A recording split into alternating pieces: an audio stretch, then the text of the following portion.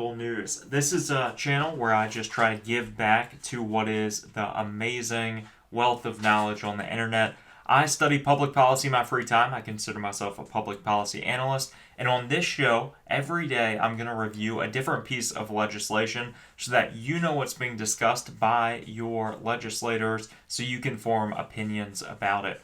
So, the reason why the show is called Actual Political News is because I think most of what is covered may not have been considered news some 10, 20, or 30 years ago, where most commentators were giving nonpartisan overviews of public policy and things legislators were doing for you to decide how you feel about it. I'm going to give you a purely nonpartisan overview of popular public policy that's either being discussed or is being passed across the localities in the United States and therefore is relevant to you. Today, we're starting with balloon bans. Are balloons illegal? If they are, why? And what should you do to stay in line with this new popular but very odd law? Well, balloons are not banned entirely, regardless of what the news is saying. During a news sweep, I actually noticed a couple news stories that were blowing up that were just like, hey, balloons are banned. Look at all these new balloon ban laws. And I was like, wow, this is right up my alley. I gotta check this out. Unique public policy that relates to some like obscure local history. That was my first guess. I was like, this probably has some super unique niche history of why balloons are now illegal in whatever states they are. But it turns out that these news stories were about Rhode Island and Rhode Island state legislators that proposed balloon bans. Now, Rhode Island is known as the ocean state, and it's important that we keep that in mind because in Rhode Island, the ocean is a large part of the economy. It helps small businesses, there's lots of fisheries, tourism, all to see the ocean. Yet balloons, according to this bill, are affecting the health of the oceans that Rhode Island relies on. So what exactly did the Rhode Island state legislature propose? Well, let's take a look at the bill. Just a month ago, Rhode Island state legislature considered legislation that would create financial penalties for those that release balloons in the air. Now, as soon as I started actually reading into what the bill was about, I was like, wow, I can't believe news commentators are pitching this as a balloon ban. It's actually a bill meant to prohibit the group release of balloons into the air. So a bunch of people gathering and releasing balloons into the air, which could cause problems in the environment. There are penalties for the act, and a committee will study whether or not the bill, as it's written, would actually positively affect the environment in the way that the legislators hope it would. So the bill hasn't even been passed into law. It was just proposed and is being taken up by a committee for further study. This has actually happened in a previous legislative session in Rhode Island, and similar bills are already in place in many states. And that's what really furthered my interest in this is like, when did balloon bans start? Why? And what kind of other state bills are trying to prohibit or prevent these problems? Because one thing that you'll notice is that every locality has different public policy makers, and they think of creative ways to address problems. It's my job to present all those solutions to you so that you can decide how you think this problem should be handled. Not every bill that's proposed in your locality or your state is the right solution for problems. It's your job to know what solutions are available besides the one that was proposed in your state so you can reach out to your legislators and make it known that you think there may be a better solution or that their solution after your research seems to be the best solution. So the bill in particular that the news has been talking about is called H7261, and it's just titled Balloons. Literally, that's it, just balloons, which is probably the reason that a lot of commentators are picking it up. It's like, when do you see a bill just titled balloons, or even just titled one word? Usually bills have lengthy titles meant to help convince you that their idea is good. So even the bill in Bill Tracker is titled balloons. There was no other context given, and the bill itself is relatively straightforward. It goes along with the title. It's one page. I love seeing legislation made into just one page because that means it's addressing just a singular problem and doesn't address some philosophical change that is meant to take place in society, because legislation is not always the best at doing that. So the bill's one page. It cuts back on clutter and simply states that there are legislative findings that led this legislator in particular, Susan Donovan, to reach the conclusions in the first section of the bill, which forced her to write this law to address the concerns. Those concerns are that as balloons are filled with gas lighter than air, which are things like helium that cause the balloon to rise, they pose a threat to the environment. Specifically, they end up in oceans and the remains injure animals. In Rhode Island, this looks like animals and fish eating the remains, or birds getting the strings attached to balloons tied around their neck and strangling. And there's been many animal deaths in Rhode Island related to balloons. So Ms. Donovan thought it would be good to address this in public policy. The bill then breaks down certain prohibited practices. So balloons are not banned, as I stated in the beginning. Instead, we're banning intentional and organized balloon releases. For those that aren't aware, balloon releases are common in America, usually in a fashion to commemorate a celebration or to remember the loss of a loved one. Here's some pictures of a popular balloon release, or one that was captured by the news. Many pictures exist of this balloon release remembering the Virginia Tech massacre. This is something that happens a lot of times in funerals, especially overseas, and this is just an example of it taking place here in America. Now, as touching as this ceremony may be, remembering those that are lost, it does cause a lot of damage to the environment. Studies have proved this, and Rhode Island's committee is going to take up and study it once again to see if banning balloon releases would prevent enough damage to make it worthwhile to have this bill in place. But there are exceptions that includes weather balloons, which are necessary for study, hot air balloons, and indoor balloon releases, and unintentional balloon releases. I love the unintentional part because the last thing you want is to have the picture of a little child accidentally letting go of a balloon in a parking lot, and the parents getting fined some money for that unintentional balloon release.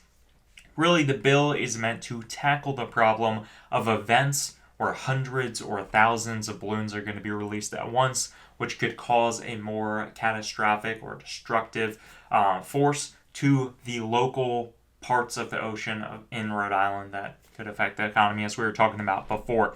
So fortunately, these exceptions are built right into the bill, and the fines aren't that drastic. Really, this bill seems to be in place to just recognize that litter does hurt animals and that balloons are litter. And one bill that we'll talk about at the end of this video specifically addresses that as the reason the bill needs to be passed and is put in place. But this bill, straightforward, balloon releases hurt animals. If you release a balloon, you could be fined up to $500 for group releases, so the fines would probably be less for those that just release them on their own. And we're addressing the current concern directly in short legislation that's being studied in Rhode Island right now. But this is not the first balloon ban that was caught by the news and passed into legislation. Really, the history of balloon releases started back in the 1990s in California. But the bills were not meant to protect the environment. So when I first saw that balloon bans started in California, I wasn't surprised. I mean, California is a place, they're the pinnacle of environmentalism. A lot of the bills they pass end up being trending across America and help protect the environment in many other states. But this bill was not passed in California to protect the environment. Instead, it was actually passed to protect against power outages and to save taxpayers money. And I was like, what the heck? How is that the purpose of the bills passed in California? How do balloons affect power outages and power grids?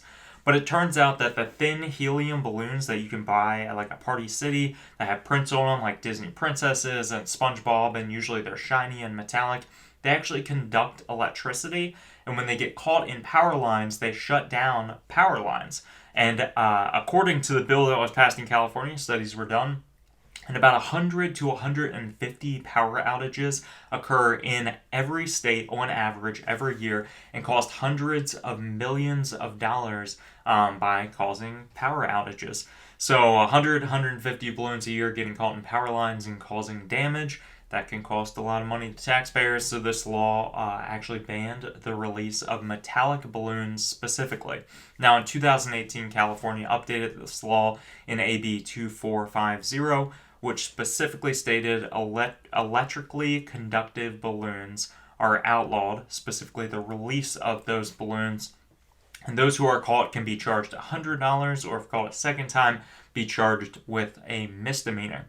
But running balloon bans specifically is not the only way to address this concern. So we see that the Rhode Island bill is very similar to the bills passed in California related to banning balloon release specifically.